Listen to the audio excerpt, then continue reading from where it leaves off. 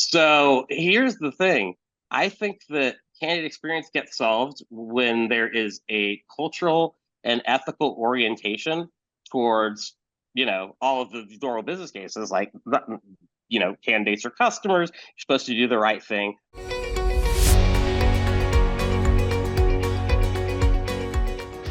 Welcome to the All in Recruitment podcast by Manatal, where we explore best practices, learnings, and trends with leaders in the recruitment space. If you like our content, please subscribe to our channels on YouTube and Spotify to stay tuned for weekly episodes. I'm your host, Lydia, and with us today is Matt Charney, Talent Acquisition Practice Leader for HR.com. Pleasure to have you with us, Matt. Hey, thank you so much for having me.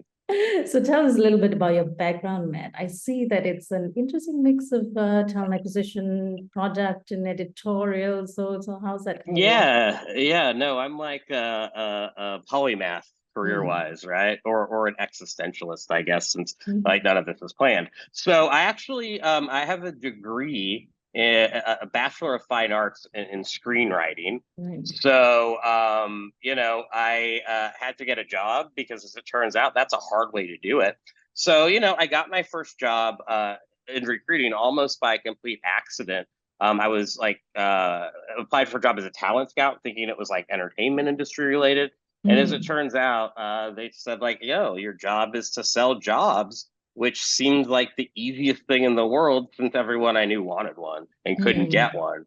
So, I started recruiting RPO, and then I actually moved in-house for three Fortune 500 companies: Amgen, which is a biotech company, and then Warner Brothers and the Walt Disney Company. And in those roles, I led the executive sourcing function and also developed what's now called employer branding and social recruiting for those entities. So I built those programs out.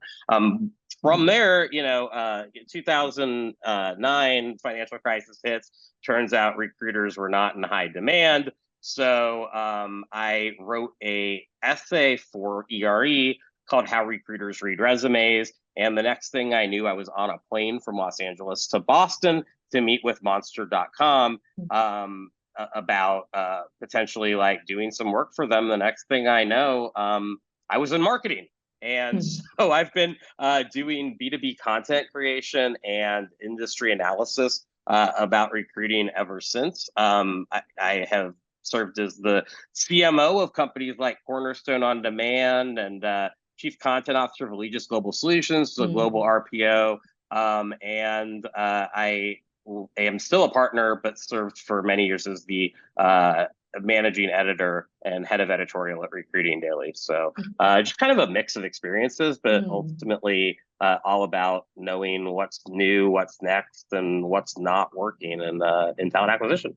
Exactly. And so you've gone from being a practitioner to also still being a practitioner in one way or another, but really being an observer of the industry and staying ahead of the curve, right? So how do you give back to the industry being in this position? I mean, what are the activities that might be? Yeah, so I mean, it's pretty simple. So first off, I will say in marketing, the skills that you learn as a recruiter are always relevant. So like sourcing, I find myself sourcing all the time. Like I'm like, oh, I got to get a lead in this company. Fortunately, I know how to do that, right? I know how to like engage and talk. But really, for me, the thing that I think recruiters get a really bad rap, largely because like, oh, they're sending me unqualified jobs via InMails and won't stop bugging me. But ultimately, like, I find recruiters are about the most interesting melange of people, like of varied backgrounds and experiences. And the people who stick around actually tend to be the smartest and most intellectually curious, because there's an incredible amount of like learning agility and like synthesizing both interpersonal interactions as well as like, market conditions and regular. So I think it's like a very multidisciplinary job. So it's still interesting. And I also think that if you do the job right, like we overcomplicate talent acquisition to a disgusting extent. But at the end of the day, the job is making a hire.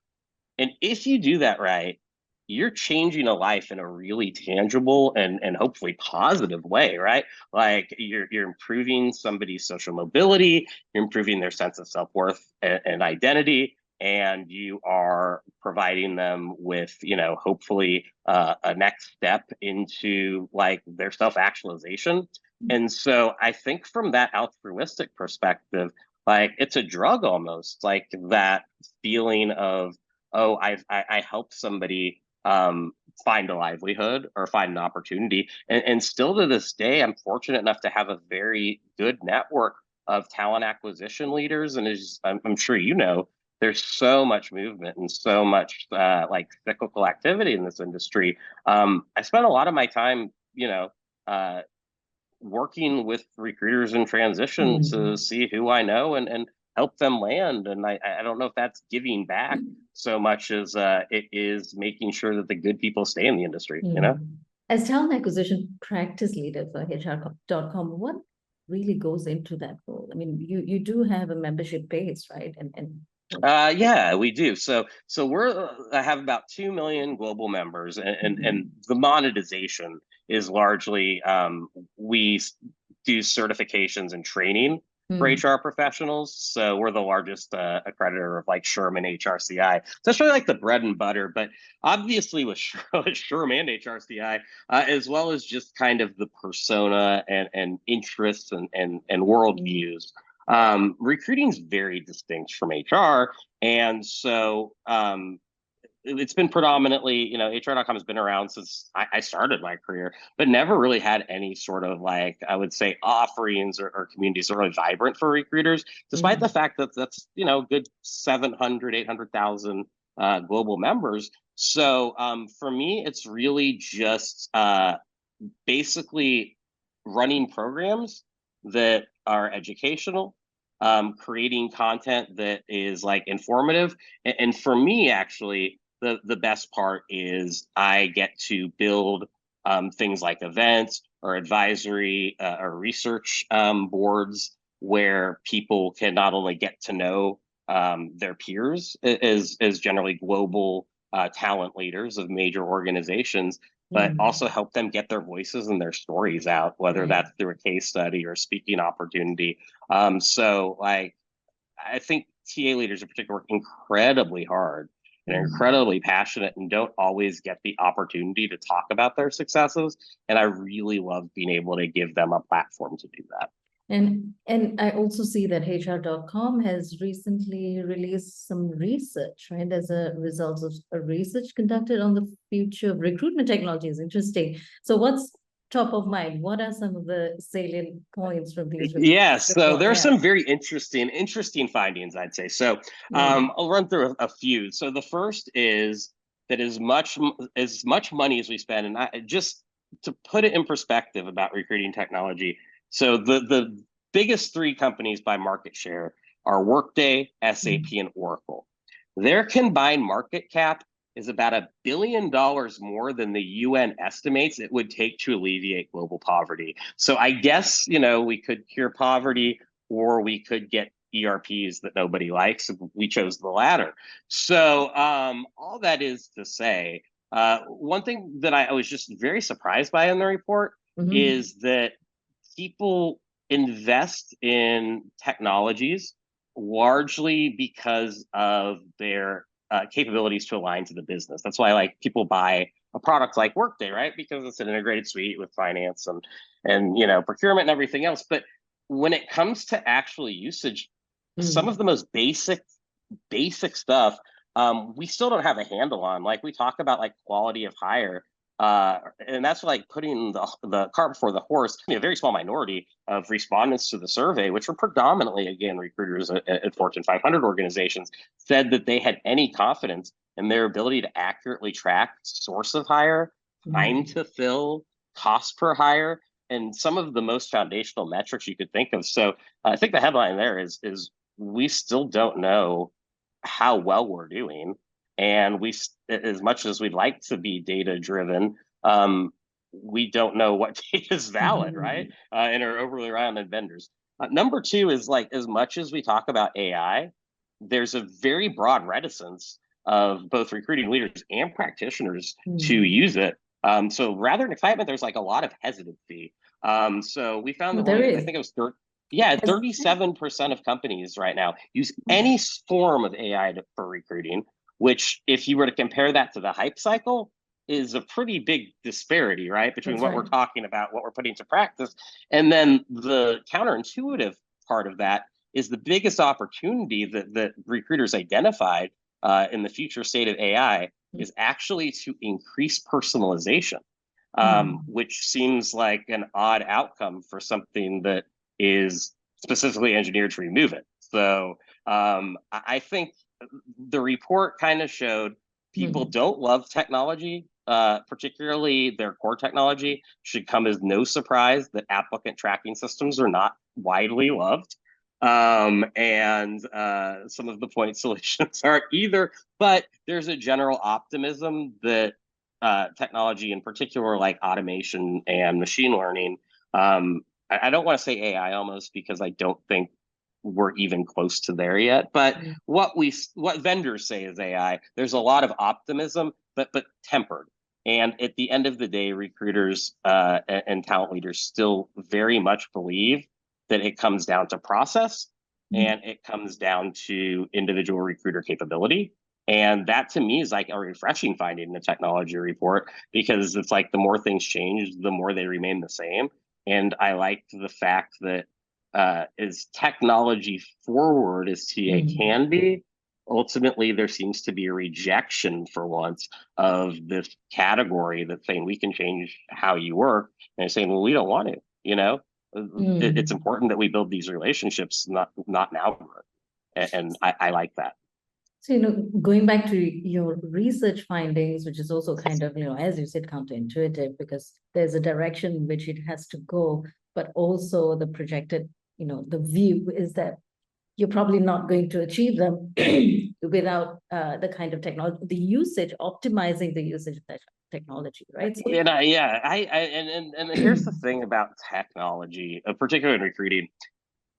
We are in an industry that best practices are led by vendors as opposed to like organizations in action, right? So we're following theory rather than validating it. And I think that's very unique. hmm. But ultimately, we have engineered this function to a level of complexity that I don't think is good for anyone other than like venture capital and PE firms who are, out there investing in all these solutions. Because ultimately, the job has not changed, right? You are a good recruiter if you make the hire, hopefully in a cost effective and efficient way. But that outcome is not changed.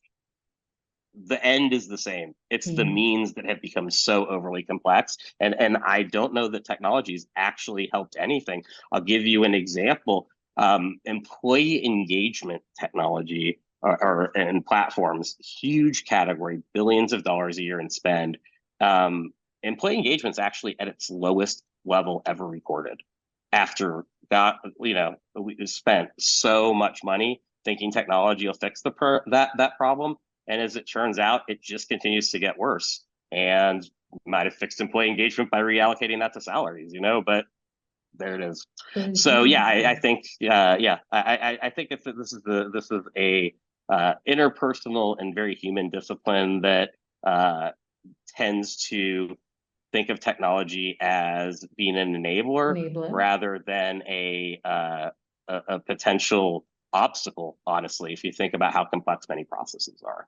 That's employee engagement, and that's once they've already gone in. But let's talk about the candidate experience, Matt. What might be Let's the talk my impact? favorite topic. What might be the impact of this increasing use or adoption of AI and recruitment technologies, right, on the candidate experience, in your opinion? And to what degree might we see a tech versus Yeah. So I actually get angered a little bit by this because the concept of candidate experience, like I think I was there at that meeting, and I'm not hyperbolizing.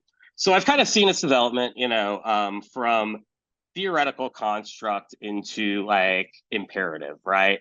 And it sounds really good. Like, who's going to argue like candidates should have good experiences?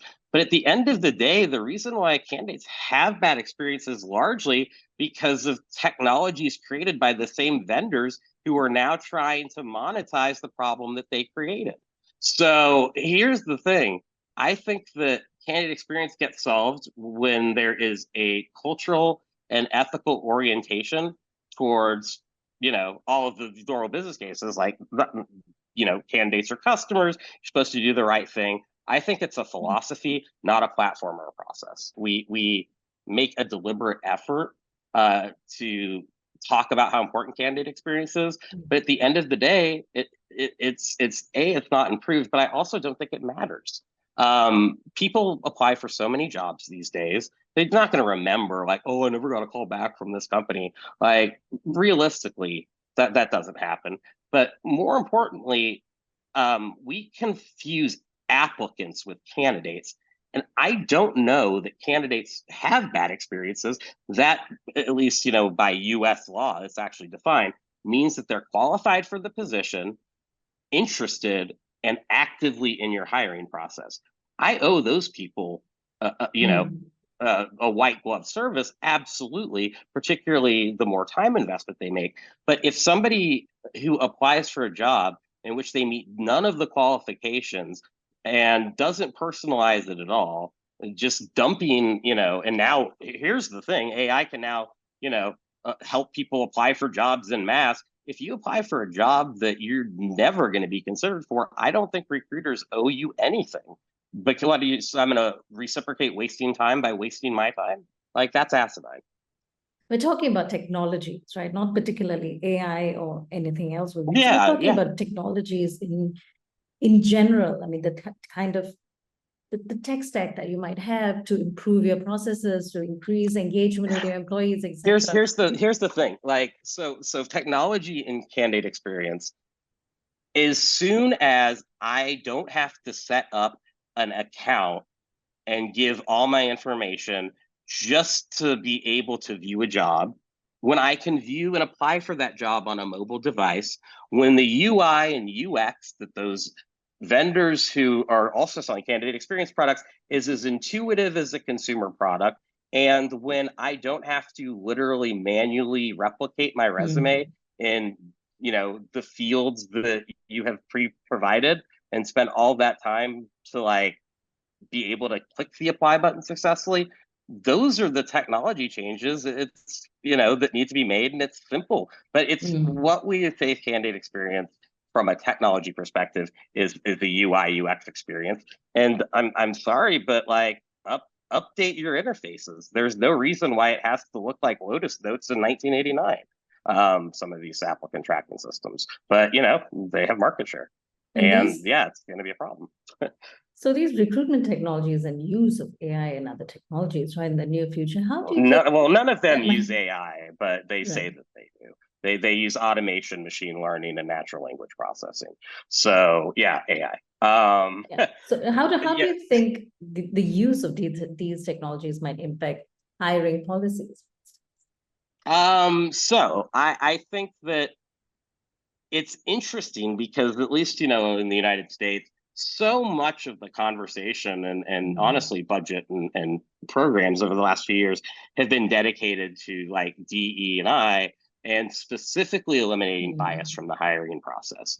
And what we're essentially doing by implementing these tools is we're replacing one unconscious bias with another, which is automation bias, right? Like, we're just trusting that this black box developed by a vendor who can't create an instance that can be viewed on a mobile device can suddenly have a magic algorithm that like will do my job for me. And that is fantastic thinking, but I think there's like a level of desperation.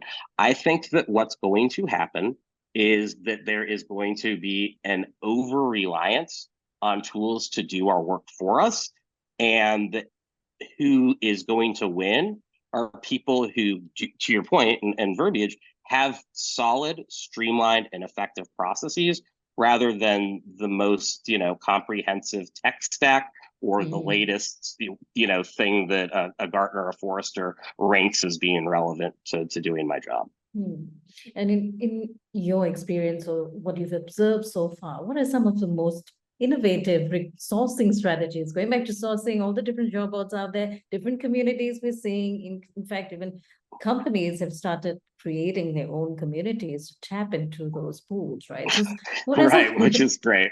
yeah. So Uh, what are some of so these yeah, innovative strategies maybe for sourcing that you see? I don't know that sourcing if anything's become much easier as the Mm. years have gone by. Like I don't know if you're familiar with like the MTV show Catfish, where essentially the premise is, I got to find somebody who I met online, figure out who they're really at. And like, a 17-year-old can do that. And if you told them that people get paid six figures, they'd laugh at you. Like that's just, it's very easy to find people online. And you talk about, oh, they're building their own communities. What they're building is segmented mailing lists so that they can be like, hey, remember that company that didn't hire you? Guess what? We have more jobs available now that you're not going to get. Right. So, like, if anything, I don't know that talent communities are particularly effective. Data shows that they are not. So, the only talent community I think that actually matters, coincidentally, it is called an org chart. It's your employee base, right? That makes up that Mm. 80 to 85% of hiring events in aggregate. So for me, honestly, companies that source internally and rely on referrals rather than like cold calls. So let's say warm and or knowledgeable leads as opposed to just pure demand gen, which most sourcing is, or who their first step is not, I'm going to post this job on job boards and blast it out, but let me see who I have in my applicant tracking system. It sounds very simple, but if you look at data over the last decade, as much as it's not sexy, again, internal mobility and things like, that doesn't have to necessarily be promotions, it could be contractor intern conversions, be lateral Mm. moves, rotational. That mixed with referrals is a full 9 out of 10 hiring events Mm. globally.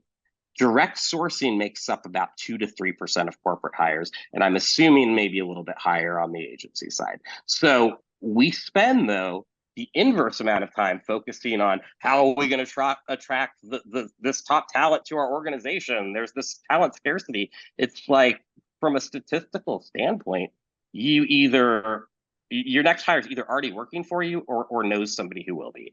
And the Mm. companies that win leverage that and make their company a career destination, Mm. make it easy at least for people who are employees to apply for jobs and are able to correlate learning and development programs when they don't get those jobs. Like, sorry you didn't get it. Here's some courses or things we can offer you to get you to that next step, and who have very defined career pathing, mapping, and let's say fair performance and succession and or planning sort of methodologies. That's the most, I don't know if it's innovative, but those companies win. It's when you get too clever at sourcing, like, let me go into GitHub Mm. and look at these repositories, and then I'll use that to communicate with like this front end engineer. Like, Mm. that is a giant waste of time if you look at the likelihood that that is going to convert, period. Mm. And it's interesting that you brought up how the internal community, so to speak, your employees are your biggest entry point for the best talent that you can find for your organization, right? So what might be some If you did ways your to job the first time, absolutely. Yeah. yeah, yeah. So what might be some ways to make sure that this pool of great people whom you've just um, introduced to the company, how do you make sure people who have converted, become employees, stay in their role? Well, I think, Retention here. yeah. So I mean, retention is interesting because what we're seeing, and I think this probably always been a trend, but now, obviously the way to identify it is that when you lose certain employees, and this is not everyone, but you can very easily kind of tell who it is, like, just even based off of email flows.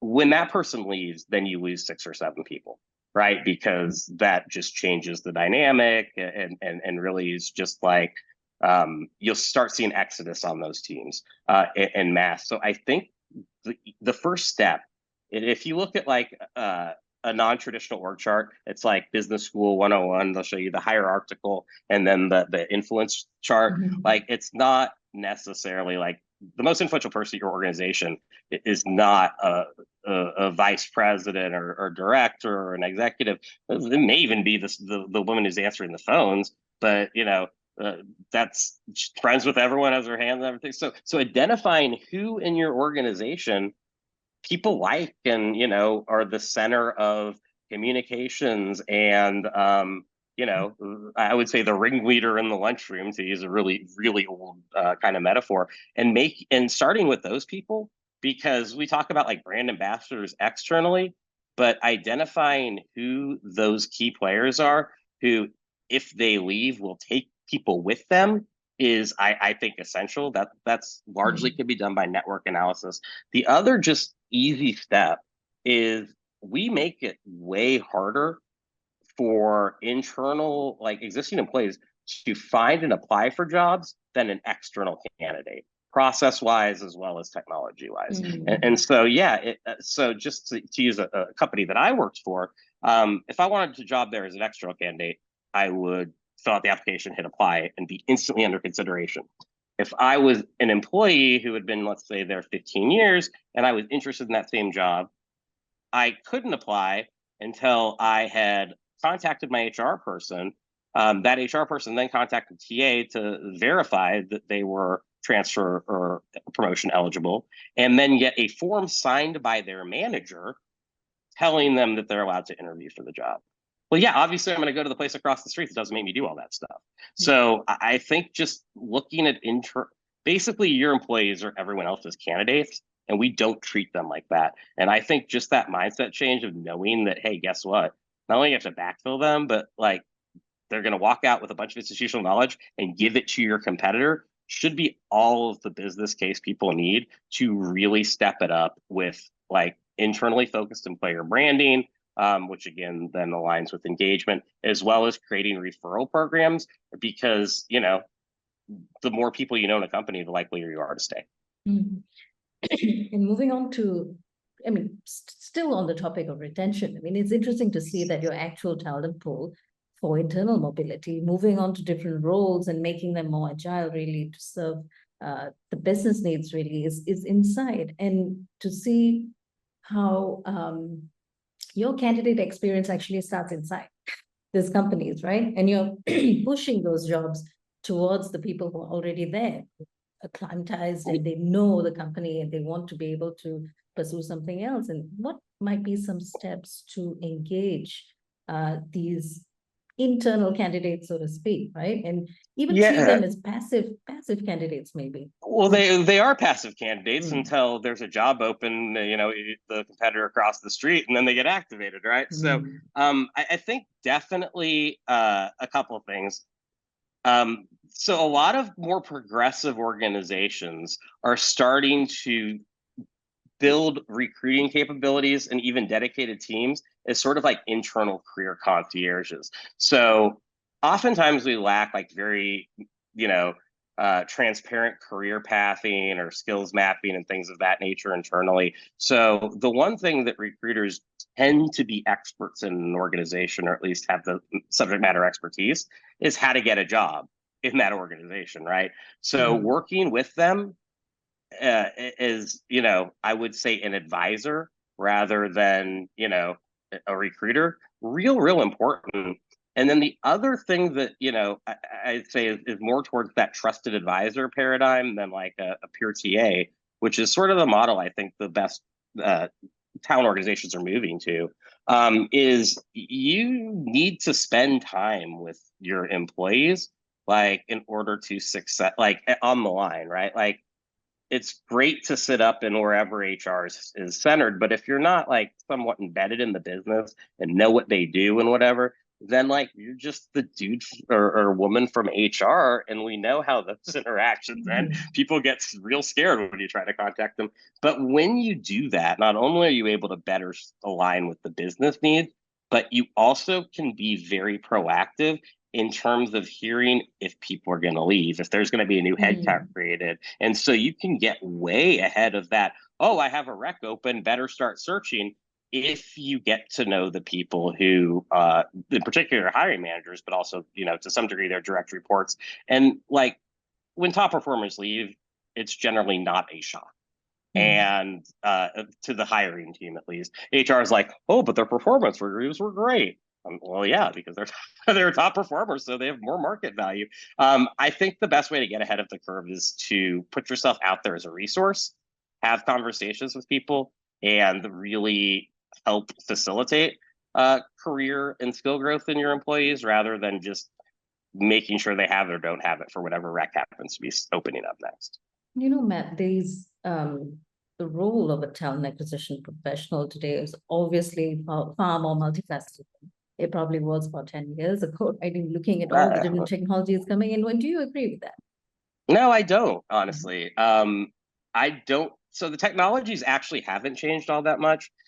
We love to talk about AI, and I have to say, 12 years ago, I had the capability of my applicant tracking system to take a job description, paste it in a field, and then return stack ranked candidates from a bunch of different sources based off of a scale of how closely they fit the job, which now is AI. Back then it was just like matching, right? So the tech hasn't changed really at all. The systems are still the same. If you replace, Workday, it basically used to be, I'm blanking on Dave Duffield's first company. It's late, but essentially, you're just seeing the same enterprise technology providers not changing really anything. Like, look at Oracle or ADP. Like I don't know that they've updated their code bases in the last 10 to 12 years, but there's been a healthy ecosystem of point solutions and integrations that have developed in order to overcompensate for the shortcomings of those core systems. But at the end of the day, ATSs still stink.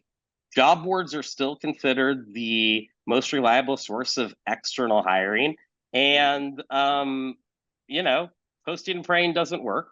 Like nothing has really changed when it comes to technology. Our faith in it has become greater than our faith in ourselves. The best recruiter, in my opinion, can still sit down with a phone book or a Rolodex and start cranking out cold calls and fill a role.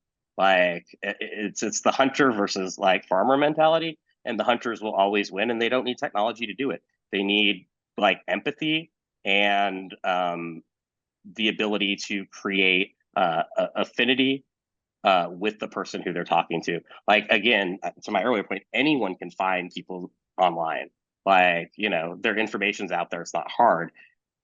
Getting that person to respond to your messaging, to not just be another recruiter who's shilling another job, but as a person who's interested in their well-being, that is something that even the most advanced AI, I don't think will ever be able to do. But that's what separates winners and losers in the war for talent, I believe. There are also traits, right? Skills that come with talent acquisition today. I mean, there's technology, yes, it may not have changed, but there's also that insight and that human element that you need to bring to the business. So in terms of skills or traits, what kind of person does a talent acquisition professional need to be? Yeah, I think that there's actually, just having this conversation, there's one skill that if you have, you're going to be good at recruiting, and if you don't, probably not. And it's learning agility, which is the fancy HR way of saying you're able to synthesize disparate sets of information on the fly. It's like a knowledge generalist almost, and you're able to directly apply those to an interpersonal interaction in particular, but also you're learning, you continually are learning, and you're continually adjusting, and you don't hold anything sacrosanct. You're not well, this is how we've always done it, but this is how we can do it, tends to be, the one thing, because nobody trained to do this. There's no real good recruiter training out there, as much as, a lot of companies like you to think otherwise. Are you intellectually curious, and do you care about other people? And if the answer to those two things is yes, you'll probably do great. If you're doing it for a paycheck, or you're doing it, God forbid, because you get to use some cool technology, I don't think you're along for this profession. Final question, Matt. What is your favorite or most memorable recruitment story or a talent acquisition story, anything that might be. I'll give you a good one and a bad one. Does that work? Oh, great. Yeah, that's perfect. Or Okay, maybe one in the so middle too, just to even that out. yeah, okay. So I would say that my favorite talent acquisition story. So one of my favorite colleagues and ultimately one of the best people I've ever had report to me. I found that her, the second time around, I hired her again. She was getting a reference check, and she had listed me as a reference because we were colleagues. That was how I learned she was on the market. So let's say I gave them an honest but not entirely comprehensive reference, called her up and immediately offered a job.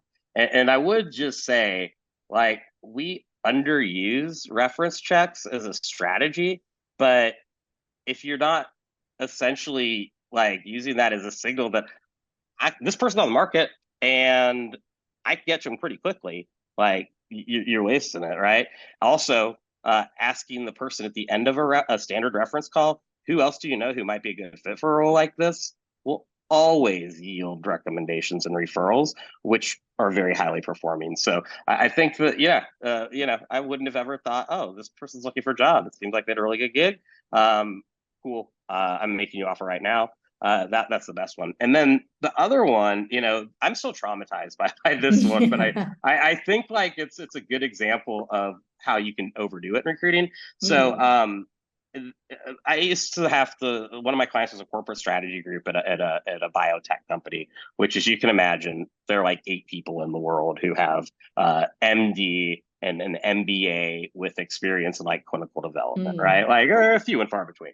So that's like very hardcore sourcing. And so every recruiter knows that feeling and that hard to fill rec when they finally see like a profile or candidate and you're like, I've been looking for you, like I'm calling you right now. And so this one person who like fit the profile, I was taught, obviously, as a recruiter, just keep trying, don't take no for an answer. Eventually you'll connect. So I emailed him, I'd say every other day, called him every other day for 2 or 3 months. And I wasn't going to give up on this guy because he was local and he had, some amazing experience. And I got a call back one day and I saw that number, which I knew at the time kind of show up. I'm like, I knew it. It's going to pay off. And I heard, he passed away. It was his wife. You keep leaving voicemails, you keep leaving emails. He passed away a few months ago. And every time you try to make contact, it's incredibly traumatizing. And that was when I learned, like, oh, yeah, maybe there is such a thing as knowing when to quit and losing track of the fact that these names on a resume or profiles on a social network are actually people, right? Actual people, yes. Yeah. And so, yeah, that's not been a lesson that I've that's actually a lesson forgotten. Indeed, right? Yeah. Yeah, I mean, 100%. you can keep communicating and still not be totally aware of the realities of another person day to day, and then get a shocker like that. So yeah, that's quite a lesson. Thanks, Matt. Thanks a lot for your time. It's great having you with us, and thank you so much for your time and your insights. It's been great, and I particularly loved your insights on how you need to rethink candidate experience from both internal as well as external, and really look at who's inside your company as well to source really good people and see who's the immediate connection, right? Yeah, if you want efficiencies, the outcomes are way easier that way. So there you have it. Thanks, Matt. I'm sure the audience also wants to connect with you. HR.com is obviously very simple to go to, but if you have a direct connection or some kind of platform that you like to connect with? So it turns out like there's this thing called LinkedIn. Just add me there and I'd be happy to chat. Thanks, Matt. And we have been in conversation with Matt Charney, Talent Acquisition Practice Leader for HR.com. Thank you for joining us this week, and remember to subscribe to our channels to stay tuned for more weekly insights from All in Recruitment.